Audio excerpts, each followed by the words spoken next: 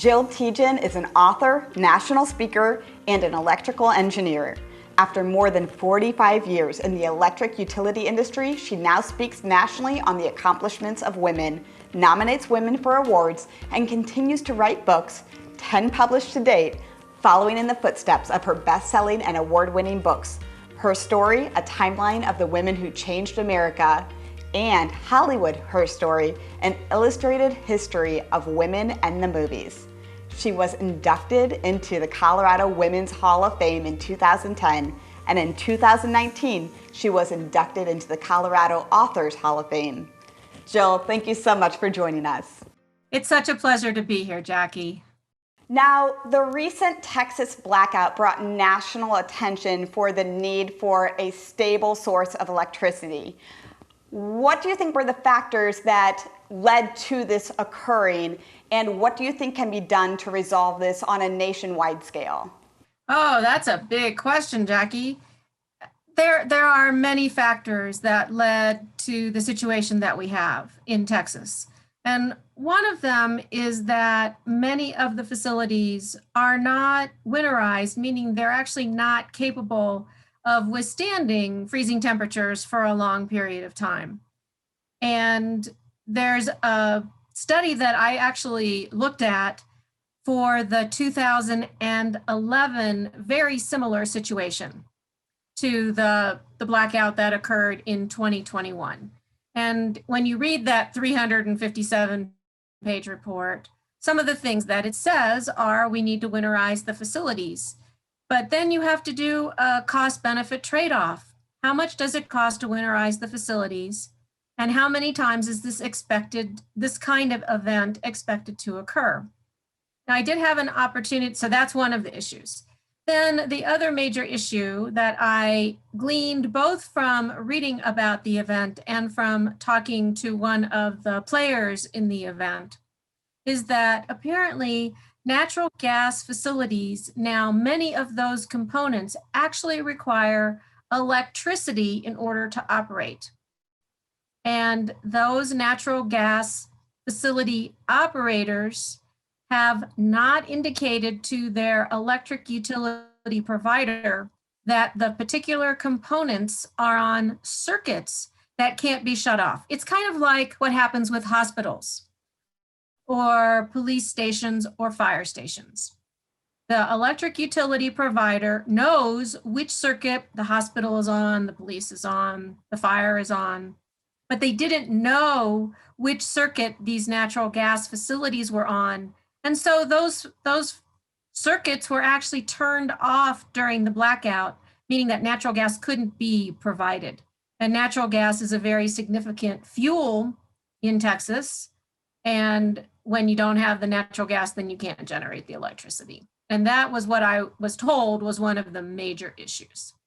And so looking at other parts of the country, for example, North Dakota, South Dakota, Colorado, Wyoming, we have cold temperatures. Our facilities are winterized. And so that is not as much of an issue. And I don't actually know what happens with the natural gas facilities and whether or not those critical circuits are identified or not. So what are your specific thoughts on how to move forward? Well, I'm sure there'll be another 357-page report that says that these are the kinds of issues that we need to deal with. And I think there will also be a reexamination of the Texas market, the way the ERCOT market is structured. There will be a lot of examination of how things are put together in terms of the entire system, all of the pieces and parts, not just the power plants, but all of the pieces, all of the policy, all of the market information to figure out if there need to be changes as we move forward, because electricity actually is a necessity. And as we know, and as we saw in Texas, people die. And that's not acceptable. It's not acceptable to anyone that was the outcome of the crisis that we had in Texas. Now, Jill, you actually sit on the board for an electric provider. What are they doing with respect to this issue? sit on the board of Georgia Transmission Corporation, which is an electric utility headquartered outside of Atlanta. And they are paying very close attention to what is happening in Texas, as well as all of the debriefing and all of the studies and all of the analysis that will take place as a result of the Texas situation, and examining the generation facilities and the transmission and the distribution facilities in Georgia, and determining if there are any kinds of similar problems that might be expected to occur and how to fix them before they happen. Perfect. Now, you've had a 45-year career in engineering. Is that accurate? Yes, it's my 45th college reunion this year. That's exciting. What made you decide to pursue engineering? Well, this is an interesting story. At least I find it interesting, and others do as well. I had no plans to pursue an engineering career. When I was in high school, I really actually fell in love with calculus. I took chemistry and biology, but I didn't take physics. And when I was a student, a first-year student at the University of Virginia, I entered as a mathematics major. And as I was starting to take my mathematics courses and doing some career exploration about what did you actually do with a math degree, and I realized that in all likelihood I would need a PhD in order to use a mathematics degree. And then I could see what the fellow students who were first-year students who were taking engineering courses, what they were doing in their classes and the kinds of projects they were working on. And that's what I wanted to do.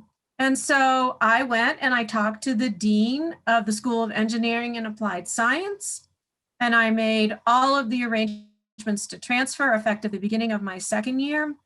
And I majored in applied mathematics, which was a major in the School of Engineering, and I minored in electrical engineering. You were required to have a minor. And so I tell people, it's not a requirement that you decide when you're 3 years old or some little number that you are going to pursue a career in engineering or technology. You don't have to love mathematics. You don't have to love sciences. In fact, I can't stand biology or chemistry. And you can have a career as an engineer, a very, very satisfying career, which I have had as an engineer. I do think it's odd that one of the questions we most often ask children is what they want to be when they grow up, because I know that I am constantly rediscovering what I want to be when I grow up. So the idea that a child, and I recognize it's probably just small talk, but the idea that we could possibly identify what that is at such a young age without it changing dramatically over time is crazy to me. What are your thoughts on that? Well, I know that I wanted to be a nurse, then I wanted to be a doctor, then I don't know what I wanted to be, but when I went to college, I didn't know what I wanted to be. And then I loved math, and then I found applied math and electrical engineering, and I was lucky that I got a job with an electric utility, a job that I loved in an industry that I love. And now after 45 years, I'm still doing some of that kind of stuff, but really what I am now is an advocate for women worldwide, and I'm writing women back into history through the books and the speaking that I do. And so I agree with you, Jackie, that it's crazy to think that whatever we think we want to be at 10 years old or 12 years old or 15 years old or even 30 years old, we don't have to be that forever. And I'm certainly not doing exactly what I've done throughout my career now. And speaking of your research, you've really uncovered some fascinating discoveries that women have made in the field of STEM that we don't necessarily know about. Why do you think that that's not as well known? Well, it's certainly a fact that it's not well known. And there are all kinds of factors, one of which is in the US, we are not really big on history. When you think about who came to the US in the beginning, I mean, even before it was the US, the people that tended to come to this country, nicely, we could call them misfits. You know, they didn't fit in England because they were the third son or the fourth son and they weren't going to inherit the land. They didn't fit in from a religious perspective, so they fled persecution and came to the US. They didn't fit in from all kinds of reasons. And then, of course, we have all the people, unfortunately, who were imported as slaves. And so you look at that, they were escaping their history. They didn't want to know their history. They wanted to leave it behind. They wanted a fresh start because that history was not serving them well. So that's one thing. And it's very difficult for an engineer to become a sociologist and to opine on these kinds of situations. But that's one philosophy. And then the other philosophy is who writes the history. And for years and years and years, really until about the middle of the 20th century, men wrote all of the history. And so if women weren't writing their own history and women weren't writing history about other women, then those women's accomplishments weren't recorded. And it's fascinating. There are so many interesting accomplishments that were invented or ideas that were put forth by women. And it's really very important as a society and a world that we understand that women have contributed, because when we begin to value women, that means we've begun to value all people, and that just raises the tide for everyone in the world. Sometimes I worry that when we're writing about women's accomplishments, challenges women have faced, that we're writing mostly for a female audience and that we almost become an echo chamber there. What are your thoughts on how to engage equally with the demographic? Or do you think it's already set up that way and people are becoming more aware of the need for this? Well, I think people are becoming more aware of the need, but I do hear your concern and I do understand your concern. It's one of the reasons why in my 2 Her Story books published to date, and I'm working on other Her Story books as well, that I make, or well, I don't personally, but I get help in making those books beautiful. Because when the books are beautiful and when there are many pictures or images in those books, then they become very accessible to everyone. They become accessible to kids, they become accessible to adults. I mean, the Hollywood Her Story book, everyone watches movies. Everyone has favorite actresses. Everyone has favorite movies. And you open up a page, and I've watched it happen with people who see the book. Oh, like there's a beautiful picture of Carrie Fisher as Princess Leia. And one man told me, oh, look, there's Carrie Fisher as Princess Leia. That's why I decided I wanted to be a videographer, because I saw that movie and that's what I wanted to do.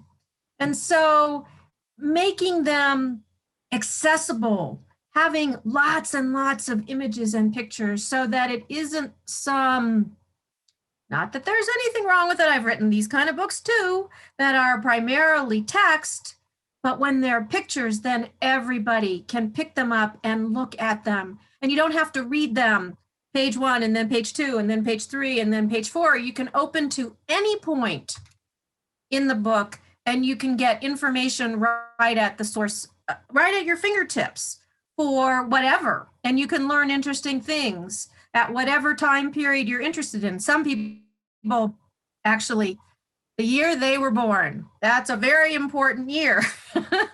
And so they open the book and they go to the year when they were born to see what was happening then. You know, and there's all kinds of ways that people can relate to these books. And it's very important to make it so that it's men and women who can access this information. And that's what I was just going to say. It sounds like what you're saying is getting relatability through, or getting engagement through relatability. I know when I started creating content, I started creating my blog, I of course wanted to talk about my successes and the times I did something right. But if you talk about that too much, that's not very relatable for the audience. That's very disconcerting. So I had to dig deep and also talk about the times I had really messed up, because that makes a person more authentic. And I think in this, especially in this virtual environment that we're in right now, people crave that kind of relatability like you're talking about. Well, it's so interesting. I have a book that's not published yet. It's tentatively titled Over, Under, Around, and Through: How Hall of Famers Surmount Obstacles. And it's 50 stories from women who've been inducted into the Colorado Women's Hall of Fame and how they overcame adversity. And you are reminding me of Dottie Lamb. Dottie Lamb is the wife of a former governor of Colorado. And in 1998, she ran for the United States Senate as the Democratic candidate from Colorado, and she lost. And she said that from November until early spring, she was in total depression. She didn't know that that's what she was doing, but all she did, she said, was ski and sleep. Nobody wanted her opinion. Nobody wanted to talk to her. Nobody wanted to deal with her. She felt like a complete and total failure. And then a woman called her up and asked her to speak at a conference called the Denver Women's Success Forum. And Dottie said she started crying on the phone. And she said, "Well, you don't want me. I'm a failure." And the woman on the other end of the phone said, "Well, you're just thinking about your most recent attempt to run for the Senate. Look at all of your successes." And so Dottie did a whole session on aiming high and falling far and coming back. She said her session was the most well-attended session at the conference because everybody, and that's what we found out in doing the interviews for the book and writing this book, everyone has obstacles. We'll just call them obstacles, challenges, failures. I mean, we all do. And without obstacles, there isn't life. So it's very important. Jo, one of the things I love about you is that you not only have a wonderful career in engineering, but you do this work to lift other women up. You do your research, you write these amazing books, and you also make sure that you mentor young females in engineering. What does that mentoring experience look like you, and what do you think are some of the challenges that women are still facing in engineering? Okay, so I'm currently mentoring a young woman who got her PhD and then did her postdoc at MIT. So she is, shall we say, no slouch. And she finished up her postdoc at MIT, and she went to work for a biotechnology startup. She's in chemical and biological engineering, and microbial biology is the field in which she got her PhD. And I'm not going to go into great specifics because then she'll be identifiable. But let's just say that there are still significant issues in the workplace for women. I don't know how many of those issues are still there in the workplace for men, but I have been on Zoom calls with her. I've been on Zoom calls with one of her coworkers in early 2021 to deal with workplace issues caused by a manager. And I think you know, Jackie, that 80% of people, when they leave a job, they don't leave the job, they leave their boss. And the good news is that he left because he was really damaging the confidence of these two young women, both of whom have their PhDs in the sciences, both of whom are, in my opinion, brilliant, both of whom have very significant careers ahead. And to see this happening in 2021, just, it's so demoralizing that after I've spent more than 40 years encouraging women to pursue careers in science, technology, engineering, and math, to see these kinds of situations continue to happen, and to see these young women who are so smart and so capable beginning to doubt themselves and beginning to see that there are all kinds of issues and problems.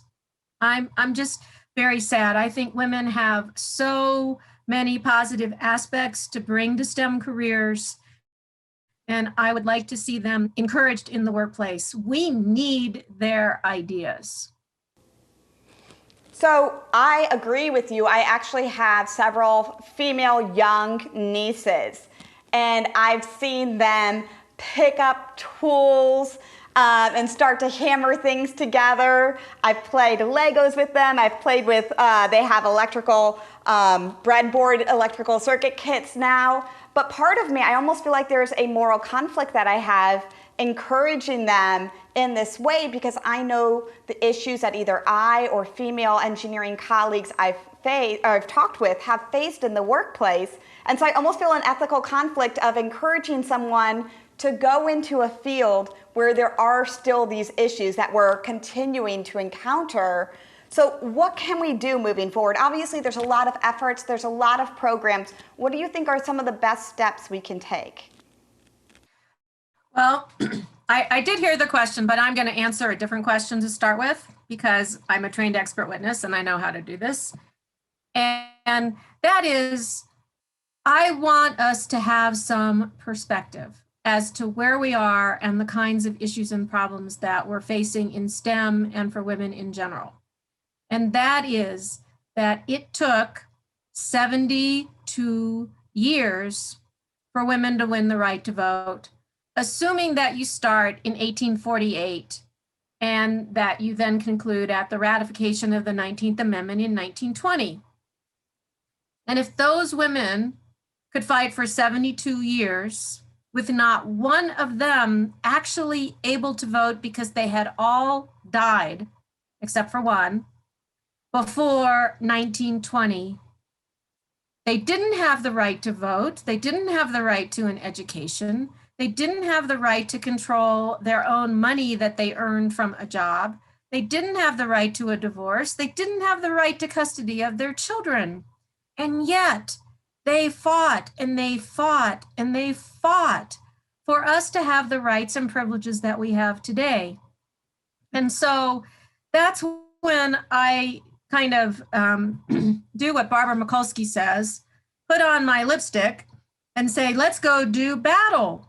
Because if they could fight for all of those things, who are we to become little milquetoast, not being able to fight for the things that are right for us? I mean, one of the things I told both of these young women from my previous example is I said to them, find out if your HR and if your company has an anonymous ethics hotline.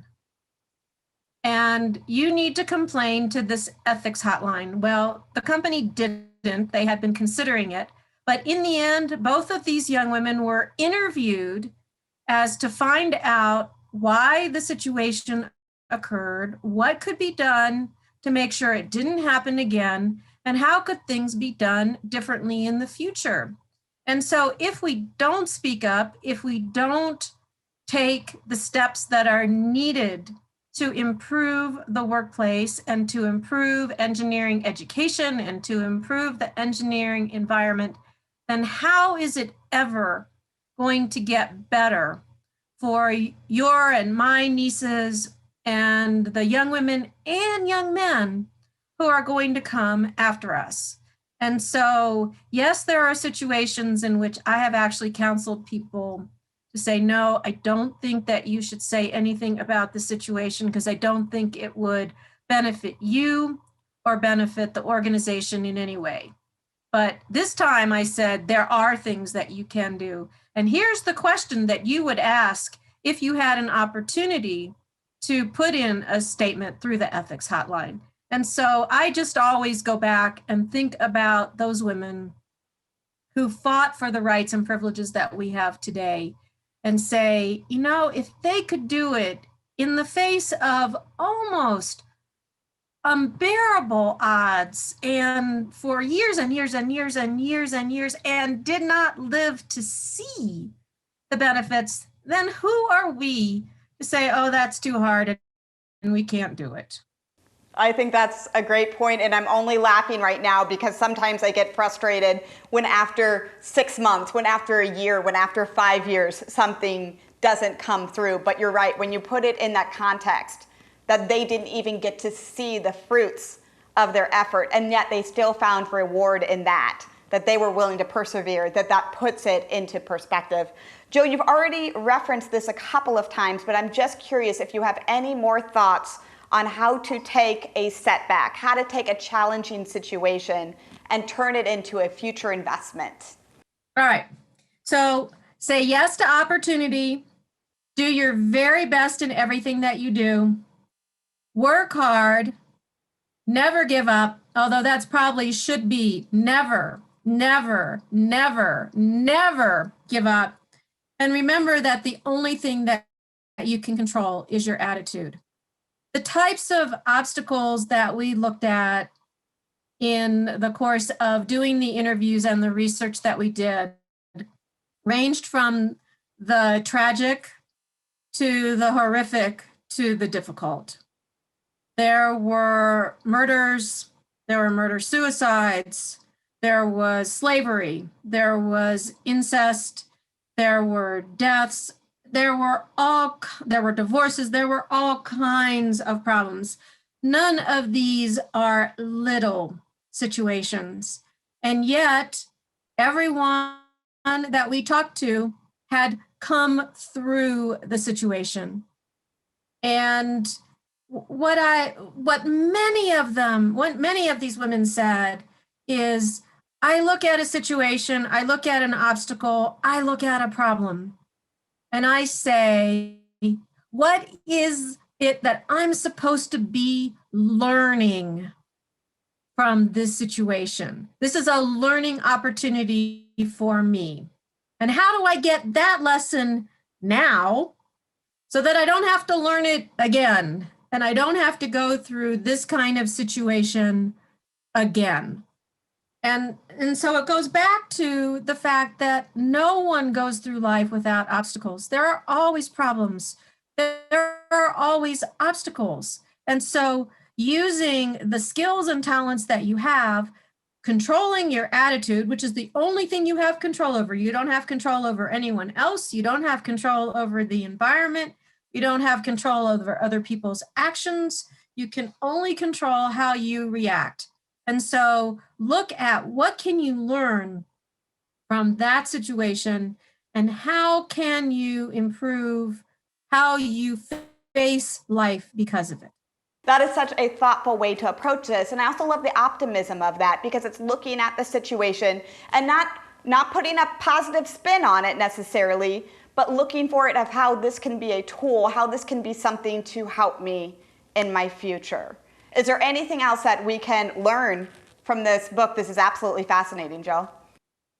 Well, I mean, there's the individual stories are just so amazing.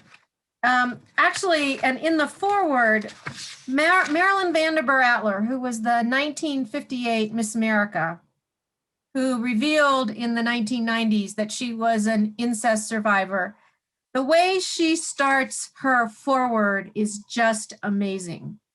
He ran for political office 7 times and was defeated each time. He wanted to publish a children's book. It was rejected by publishers 54 times. In trying to solve a problem, she tried 487 different experiments, all of which failed. He wanted to sketch and cartoon. He applied for a job with a Kansas City newspaper.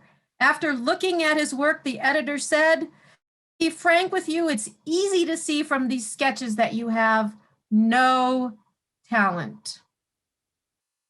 So the first one was President Abraham Lincoln. 54 rejections was Dr. Seuss. 487 experiments failed, was Madame Marie Curie, and the man without sketching and cartooning talent was Walt Disney. And so you look at these situations and you look at these people and you look at successful people and you think, oh, they've never had any problems.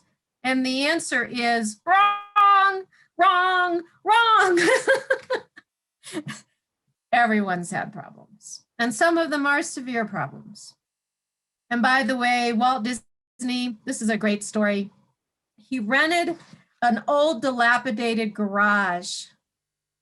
There were mice in the garage that were scattered, they were around and making noise. They would run back and forth as he tried to concentrate. And that's, of course, where Mickey and Minnie Mouse came from. And so how can you make lemonade out of lemons? How can you learn? How can you make your life better because of the obstacles that come your way? And that's what people do to become successful, because they have had all kinds of obstacles along the way. Jill, thank you so much. I really admire all the work you do, but not only that, the way you elevate others. What is the best way to follow your work? Well, I do try to keep up my LinkedIn profile, although I don't do such a good job at that. I do have a Facebook page. I don't do a good job at that or at Twitter. So my Wikipedia bio is probably the best way, because I do try to make sure that that one's updated, as well as jilltiejen.com. Wonderful. Thank you so much for sharing all these amazing stories and for taking the time to be with us today. Thank you, Jackie. It was a lot of fun. Thanks for joining us. If you enjoyed this episode, please click like below and also subscribe to see future episodes.